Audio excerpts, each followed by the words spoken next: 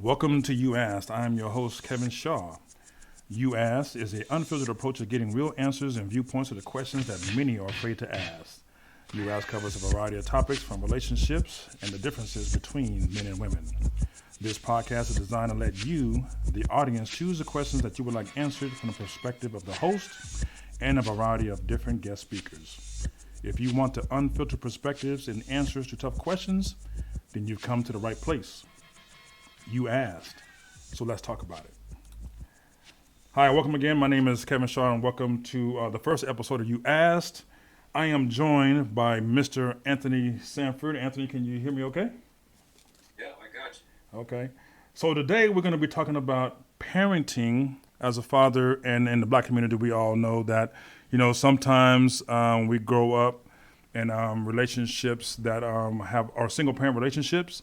So we're going to kind of dwell into those a little bit and hopefully get some answers from our perspective to the questions that have been asked from our audience. So just to get started, can you tell us a little bit about yourself, kind of your background, and what interested you in this topic? Well, fatherhood, that should be an interest if you're a father. So um, that's the topic itself is interesting to me because I am a father. I love my children, and I would like the best for them, and as well as other children if I can help that. But I'm 49 years old. Was born in Chattanooga, Tennessee. Um, been through a lot in those 49 years. I was a military brat, so I moved from one place to another. But back home, Tennessee was a constant for me Mm-hmm. during my formative years, and it was a double-edged sword. Right. Uh, Well, double edged in what way? What do you mean? it was home, Mm-hmm. so I always wanted to go back and be there, but the the negative influence was Mm. was the other side of that sword. And as an example, Chattanooga, I grew up in the projects in Chattanooga. One of the projects, Chattanooga's got like 8 different sets of projects. One of the projects is called Alden Park. That's where I grew up, Mm-hmm. and all black. The whole neighborhood, all black. Mm-hmm. Schools, all black. Grocery stores, all black. Everywhere around me, all black. Until I went downtown, that's the only time I might see white people. My grandmother worked downtown, and so that was when I saw white people. Wow. Then on the flip side of that, my mother was in the military. She was in the Air Force. So when she was at a base where she could bring me as her dependent, then I would go there. Right. So I spent 1 year in Tennessee, 1 year in Illinois, 1 year in Tennessee, 1 year in Kansas, and so that went on for years and years. And so I started to see these two different worlds. Right. Because when I went with her, I was in an all-white school. Where I might have Mm. been one of 2 or 3 black people in the school, and so that dichotomy really affected me, and back home really affected me, and it resulted in a negative later in life. So I mean, from what you're saying, then you grew up in a single parent home, but it wasn't even fully that because of the moves back and forth. Right? Or It was, yeah. oh. So not my mother, my my grandmother was like my mother also, Mm-hmm. and in fact, I feel guilty about it to this day. I called my mother by her first name until I was in high school. Oh wow. Okay. So And you that looked at that your grandmother as your real mother then. yeah, she was there for those years, Mm-hmm. and and my mom was off doing her military thing, and so I just never built that bond with her early on, Right. and that was the result of it. Got you. So would you classify your upbringing as a in a single parent home, or would it be a little bit more dynamic than that? I would say it. I would say it was considered a single parent home. My grandmother was single. Mm-hmm. My mom was single. Okay. My pops was in the picture, but not consistently. Got you. Not even inconsistently. He just it was sporadic to say the least. Got you. Got you. So Got you. Got you. Okay. And that's this is one of the reasons I think this topic is so important because I kind of grew up the same way. It was just me and my mother. And as you know, I lived in Wichita Falls. You've lived in Wichita Falls. I grew up in King Square apartments with just me and her. And so to try to help, those that are going through these kind of situations and, looking at, us as people, especially in the Black community, what this does to us and this kind of the issues that are not getting really talked about a lot. I think these kind of talks are really important. But let me ask you a question. Like, and I guess you might have seen it, especially living on a military base. Did you have like any other friends that you saw that was raised, with both parents in the household? And did you feel some kind of way about that, or did you think that was like, how did you feel about that? I was a little indifferent about it. I didn't realize what I had missed out on, what I was missing. Mm-hmm. I had a couple friends who had a mother and father there. Father was attentive, and but honestly, man, I just felt like the one that comes to mind, his father was strict, Mm-hmm. and I was like, man, I'm kind of glad I don't Have that? have that, Right. wait, that was a little part of me that thought that.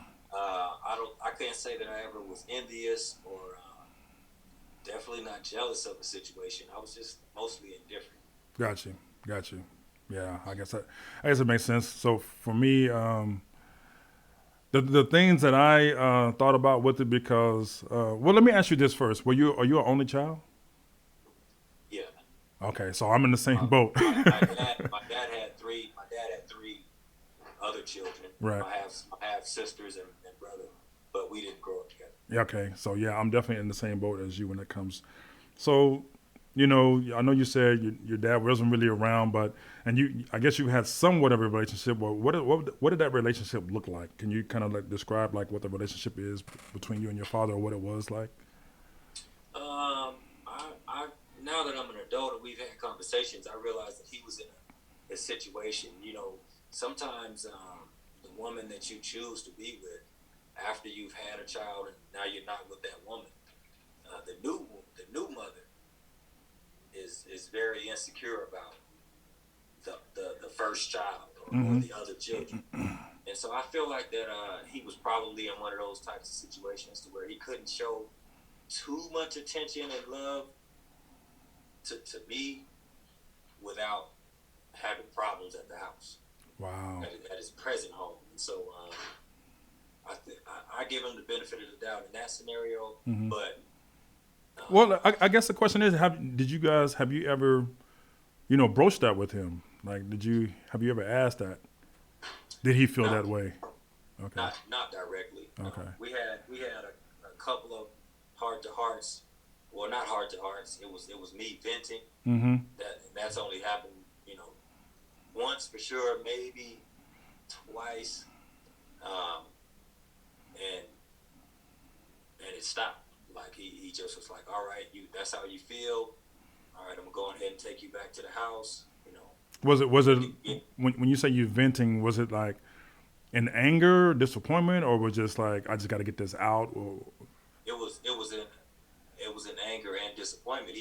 I had went to stay with him. mm-hmm. He was in Alabama at the time, and he came up and said, hey, come on down and stay with me for a little while. I went down to stay with him. Right. And he worked. He lived in a little town in Alabama, worked in Birmingham, and so he commuted. Right. And stayed days at a time. And so it turned out that he just wasn't at home. I was there with my brother, and I was there with my two sisters, but he wasn't there. Right. And so at some point, after a few weeks, I was like, man, I even started working down there and everything. Wow. I really stayed down there for a minute, mm-hmm. and he just was never there. And at some point, I was like, what was the point of this? Right. Right. For me to come down and work. Right. Yeah. Right. I didn't come down here to work, man. Exactly. Wow. And all that came out. Okay. Don't be acting like you doing something. You ain't here, bro. Right. Yeah, absolutely. Absolutely. So, looking back at, that time and, just a myriad of time, throughout, your childhood. Do you have any regrets as a child growing up when it comes to maybe not having that father or things that your father didn't do that you would look at as like monumental things that you like, okay, I'm gonna make sure that I'm not like that with my kids? Yeah, definitely. My regret is, uh, as it turned out, I was pretty athletic, Mm-hmm. and I had to figure it out on my own. I Yep. had to, my mother wasn't there to coach me, to push me, to give me pointers on Yep. how to get over that hump. You and I both we were both pretty athletic. Mm-hmm. You probably more so than me, and just imagine if we had that extra little time from a male that could get us over that little high school hump to college, or get Yes. us over that college hump to the Yeah. pros. You know what I mean? So as I got older, uh, I realized really what I had. Mm-hmm. My body just works. It works well. It still works to a high degree, even though I'm 49. I still outperform a Right. lot of young men. And Yeah.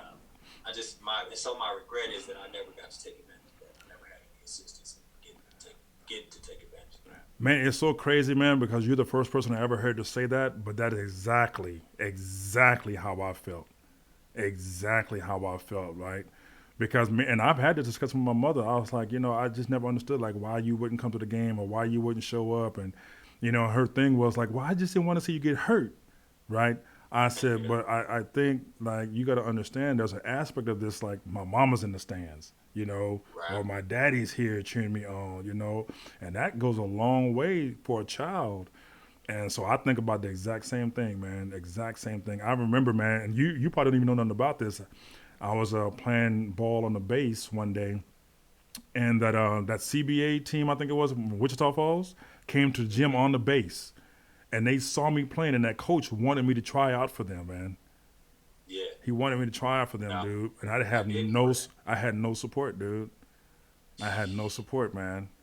And dude, I think about that all the time, right? I don't Yeah. dwell on it so much to where it caused me like any things, but you always think about what could have been, right, if you'd had the opportunity or those people to push you like other people have. So, Yeah. so my part of that question would definitely be the regret not having someone just like you said to push you to see your full potential, right, and to give you those pointers and things that you would need, to go on, especially in the athletic arena. Yeah.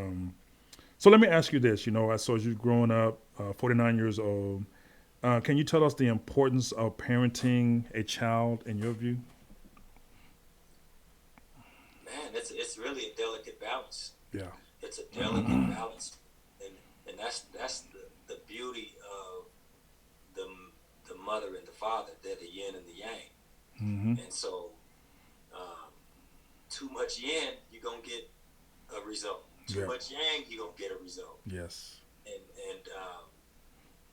that's the importance of it, to get to find that balance of discipline and love, that balance of encouragement and reality. Because some parents, they can't face reality. Like they think their kid is the best, supposed to be starting out on every play. You know what I mean? Yes. So if you just got one parent, then, or you have overly biased parents or overly protective parents, there's balances in so many aspects of raising a child, and that's what you should educate yourself on, in that aspect, Yes. and not just take your own personal experiences. Just don't come to the table just with that, Yeah. Yeah. because Because those are your you know, own, right? And to force that on somebody else is not right. really fair. So yeah, I could definitely understand that. What do you think is the hardest thing about being a father? I know that's deep. Yeah, I think the hardest thing about being a father is when your expectations aren't met.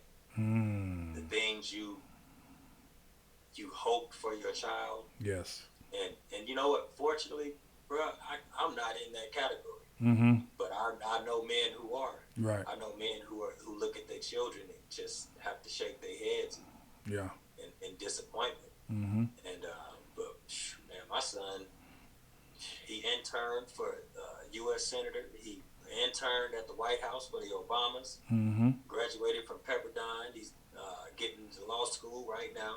Awesome. My twin daughters, they both college graduates. Both are teachers. Um, they're great, man. Mm-hmm. My kids, they didn't disappoint me at all. Okay. In spite of my absence. Right. Right. Absolutely. Absolutely. Yeah. So I mean, I can definitely hear the pride. So that's a good thing, right? And Yeah. so I mean, so okay. So let's look at it from this aspect then. So as a father of those children, how do you? Because somebody showed them that, right? So how do you view the mother or the mothers if there's more than one? Respect. Yeah. Respect. Yeah. And yeah, I have nothing bad to say about the mothers Absolutely. at all. That's awesome. They did. They or someone around them or their community, the group effort Right. worked for my kids. That's awesome. And whatever was in them to be self-motivated, that they get credit for that also. Absolutely. Absolutely. Awesome. Awesome. Okay, so this is an opinion question for you. So as a father, do you think it's more or equally important when it comes to raising men and or women or daughters? Or is there one that you would feel is more important than the other? So are you asking, is it more important for a man to be in a daughter's life, Yes. mother to be in a son's life? Yeah. Well, I'm going to say the father in the daughter's and the son's life. Do you feel one of those has a more important priority over the other? No. Okay. No, because they both have serious consequences. Yes. They both have serious consequences. If the father's not, their fathers that are in the home and favor one or the other. Right. And that ends in consequences, negative usually. Yeah. For the one that's unfavored. Absolutely. So because kids can see that. Right. Right. Right, without a doubt. Absolutely. They very intelligent at a very young age. Yeah. And people don't realize it sometimes. Absolutely. Absolutely. All right. So what do you think are some of the hardships that boys and girls both experience when they grow up without fathers? So from a boy's perspective and from a girl's perspective, what do you think some of the hardships are when growing up without a father? That the feeling of lacking, that you know something's missing. Mm-hmm. And then when you see it in other family members or other friends or associates, you see what it could be, then that hurts. I'm sure a lot of people. Yeah. Like I said, personally, I feel like I was indifferent. It hurt me more as an adult than it did As a at child. the time. Right. So, And it's almost like I'm guessing because of the way it sounds like the way you grew up, it's like, especially as a child, like it's indifferent, right? Or you desensitized because you haven't seen it. You don't know what it would feel like. Yeah. you don't know what you're missing. That's the way I usually put it. Like, I didn't know what I was missing until I became a father. Right. And I had those thoughts in my head. What's gonna happen with my son? Like, Mm-hmm.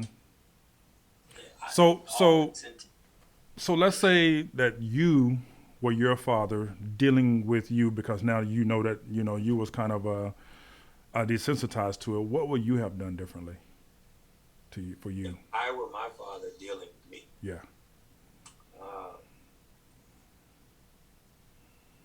I would have created a bridge and kept it built. Right. I would have created a bridge and kept it built and left that door open constantly. It would never be closed. I would always be first. I would always initiate. I would always give the benefit of the doubt. And until I walked back through that door. Right. Right.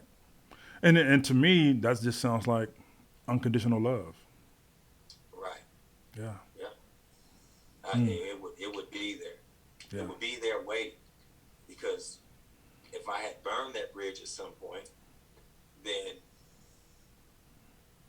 I'm gonna try to build it back up and then be patient, because that's the position I put myself into.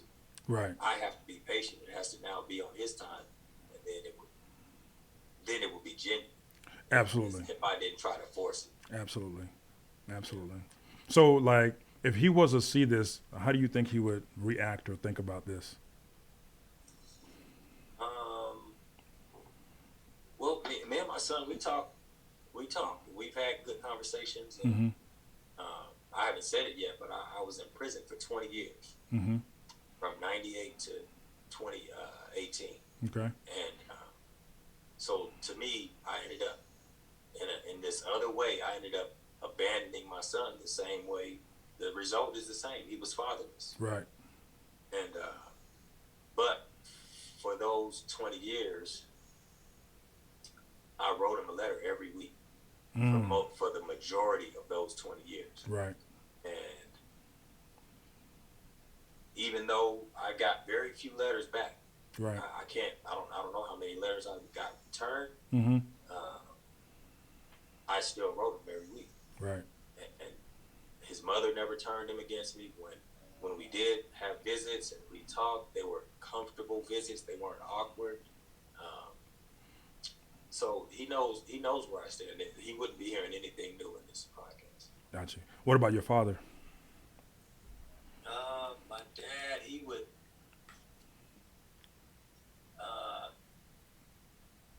He might be hearing some things for the first time, but he would know that they're accurate representations of what happened. Got you. Yeah. So I don't know if he'd be hurt about it. To me, if it's true, then you really shouldn't be mad about it. Right. Right. Absolutely. Absolutely. Right. And it could, right, if it was what if it did stir something, maybe that would result in a conversation. Right. Right. Right. Yeah. Okay. If he felt like I had a misunderstanding about something, yeah. Absolutely. Absolutely. So, and recap, I think it's so important, that we have these kind of discussions, and especially as black men, a lot of us, in society grew up in these single parent households, having to go through these different trials and tribulations and trying to figure out, how do we better ourselves and how do we not do or not allow it to happen to our children what happened to us. So I definitely appreciate your time, appreciate you being on here, appreciate your honesty, your candor, and everything that you brought to the table tonight. And because I don't necessarily think this might be an easy conversation for most men who grew up like that to have. But, especially with different circumstances, like your circumstances are extremely different than what somebody else may be going through or may have to go through because of the incarceration, things of that nature, which would, to me, make it like extremely more difficult, right? So, yeah, I mean, I could even fathom that, man, because the way I looked at when I started having my children is like I always want to be around for my children, right? So I couldn't even imagine the pain, the emotional stress, the sitting there thinking about different things, and you're hearing about things, but you're really not a part of it because you're not there. So I mean, if you could, can you just touch on that a little bit? That way, it gives a little bit more perspective from you and your point of view when it comes to things like that. Yeah, that to me was the hardest part of prison. That was the separation. Yeah, yeah, Inside prison,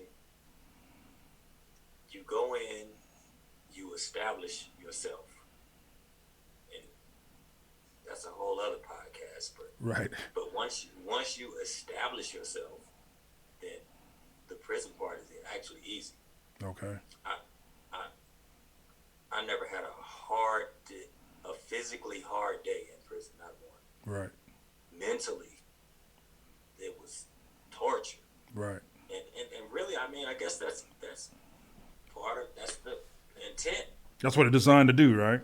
Right. It's Right, designed to mentally torture you, but the separation and trying to be a part and trying to be a factor. Like there's dynamics in there that really in its own way make it even harder because you're trying so hard to be a factor.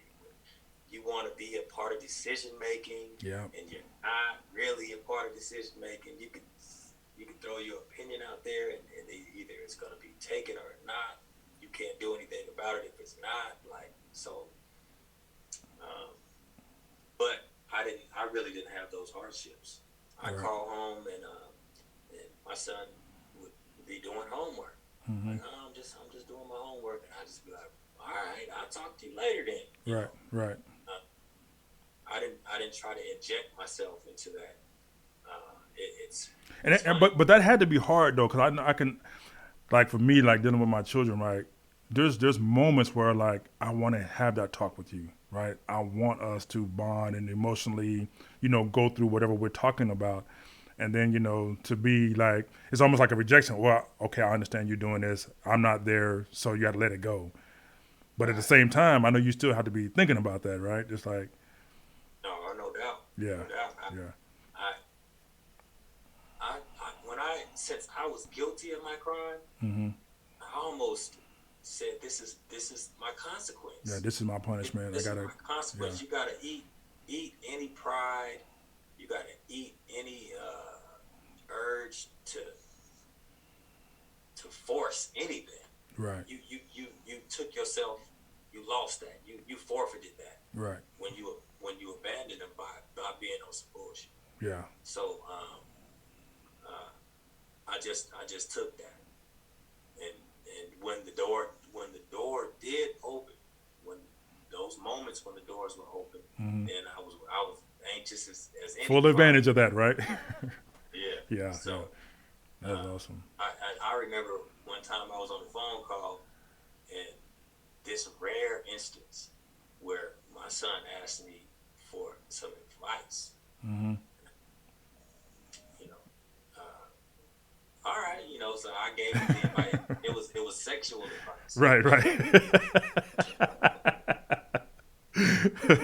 That was gonna be my next question. Like, what was it about? So he asked me a little sexual advice question. Right. Like, oh yeah, I got you on that one.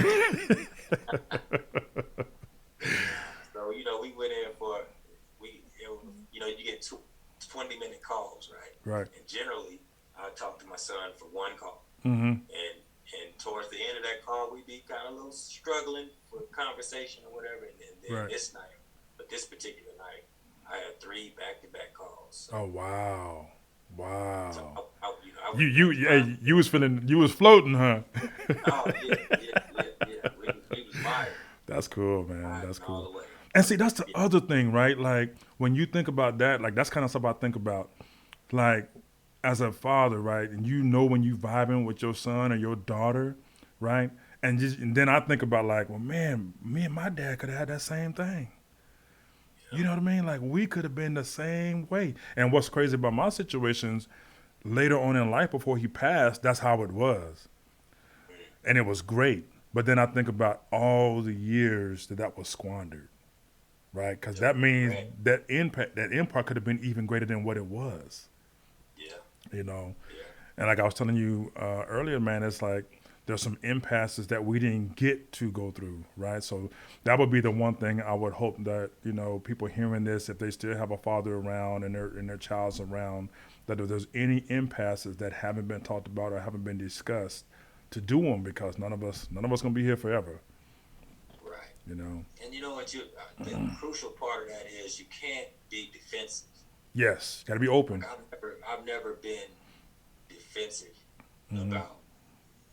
That's part of my acceptance of this. Right. Right. Don't be defensive about none of it. If somebody's mad at you, got something to say, and that's how they feel. Yeah, just accept it, right? Just accept it. Yeah, accept it with a grain of salt. From that, I feel like we've been able to build and work our way back. Okay.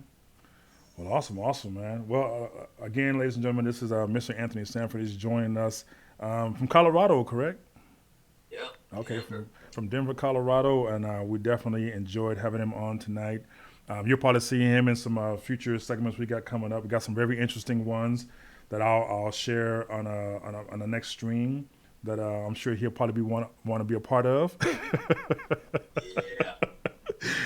Yeah. All different kinds of topics and questions that the people are asking out there. So I would definitely ask you guys, like, if you have any questions or anything out there that you want to share with us, the group, to make sure you hit me up on Yahoo, which is the real Kevin Shaw at yahoo.com, and I will share that. Make sure you hit that like and subscribe button to get future notifications for different shows that we have coming up. And once again, we want to thank Mr. Anthony Sanford for joining us today. Appreciate you, bro. And you know I love you as always, my brother from another mother. Yeah. Good to see you. Do your thing, man. Do it. All right, brother. Loving you, man. I'll talk to you later.